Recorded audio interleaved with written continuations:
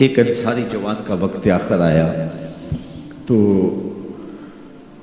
پہلے یہ ہوتا تھا کہ جب کوئی بیمار ہوتا اور مرض موت میں مبتلا ہوتا تو اس کے اہل خانہ حضور کو بلا کے لے جاتے، حضور اس کے پاس تشریف رکھتے، پھر اس کی موت واقع ہوتی، پھر اس کی تجہیز و تکفین ہوتی، پھر جنازہ ہوتا، قبر میں اتارتے، پھر حضور آتے۔ یہ ابتدائی دور کی بات ہے، لیکن جب حضور علیہ السلام کی مصروفیات بڑھنے لگیں تو لوگوں نے کہا کہ آپ تکلیف دیتے ہو حضور کو۔ صحابہ نے آپس میں طے کیا کہ جب کوئی شخص فوت ہو جائے تو پھر حضور کو بتانا چاہیے، تو پھر جب کوئی فوت ہو جاتا تو پھر حضور کو بتاتے، حضور ان کے ہاں تشریف لے جاتے۔ لیکن پھر اور زیادہ مصروفیت ہوئی تو کہا حضور کو جنازے کا بتانا چاہیے، پھر جنازے کا بتاتے، پھر اور کار نبوت کی اہم ذمہ داریاں اور نظم پھیلتا چلا گیا، تو پھر صحابہ نے آپس میں مل کے طے کیا کہ جنازے کا بھی نہیں بتائیں گے بلکہ جنازہ اٹھا کے حضور کی چوکھٹ پہ لے آئیں گے، اور پھر جنازہ اٹھا کے لے آتے۔ یہ باب البقیع سے باہر جو جگہ خالی پڑی ہے، جنت البقیع کے درمیان جو جگہ ہے، یہاں لا کے جنازہ رکھا جاتا ہو۔ حضور کے دور میں سارے جنازے یہاں ہوتے تھے، تو پھر جنازہ لایا جاتا، حضور سے عرض کیا جاتا اور حضور حجرہ دور سے نکل کے جنازہ پڑھا دیتے۔ تو یہ ابتدا کی بات ہے، تو حضور پہلے ہی تشریف لے جاتے۔ تو وہ انصاری جوان کا وقت آخر تھا اور آقا کریم علیہ السلام اس کے سرہانے بیٹھے تھے، تو اسرائیل علیہ السلام روح قبض کرنے کے لیے آئے۔ روح جب قبض کرتا ہے ملک الموت تو وہ پاؤں کی جانب سے روح کو قبض کرنا شروع کرتا ہے۔ تو جب اس نے پاؤں سے اپنا کام کرنا شروع کیا تو حضور نے فرمایا اے اسرائیل ذرا نرمی کرنا، یہ میرا غلام ہے۔ تو اسرائیل نے جو جواب دیا، میرے والد گرامی جب یہ حدیث بیان کرتے تھے تو ان کے آنسو نہیں تھمتے تھے۔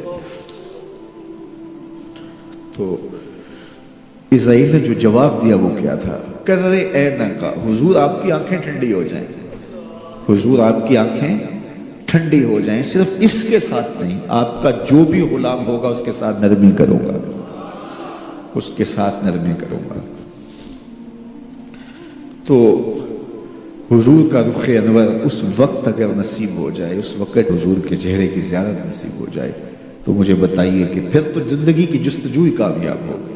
اللہ ہمیں حضور کی محبت عطا کرے اور ہمارے باطن کو ستھرائی دے دے۔ کاروبار بھی ہیں، بچے بھی ہیں، بچوں کے مسائل بھی ہیں، بچوں کے رشتوں کے معاملے بھی ہیں، اور بھی بہت سارے معاملات ہیں جو ہم سب کے ساتھ پیش ہوں گے، لیکن ہماری سب سے بڑی ترجیح یہاں بیٹھنے کی صرف اس کو راضی کرنا ہے۔ میرے مالک ہمیں ایسا کر دے کہ تو ہم پہ راضی ہو جائے، ہمارے باطن ستھرے کر دے، ہمارے اندر کی غلاستیں دور کر دے، ہمارے اندر کی گندگیاں ختم کر دے، حسد سے، حقد سے، بغض سے، کینے سے، نفرتوں سے ہمارے من صاف کر دے، اور اللہ دین کا کوئی کام ہم سے لے لے۔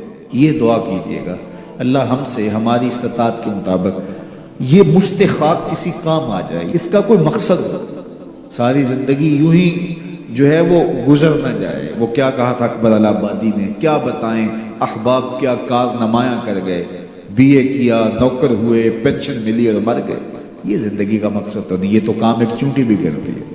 صبح اپنی بل سے نکلتی ہے، رزق اکٹھا کرتی ہے، خود کھاتی ہے، بچوں کو کھلاتی ہے، موسم برسات کے لیے جمع کرتی ہے، کسی کو ذرا بھی نہیں دیتی۔ اور یہی کام انسان کا ہو، صبح کام پہ نکل گیا، شام آ گیا، سو گیا، چلا گیا، تو پھر کیا فائدہ؟ اشرف المخلوقات کا ہے۔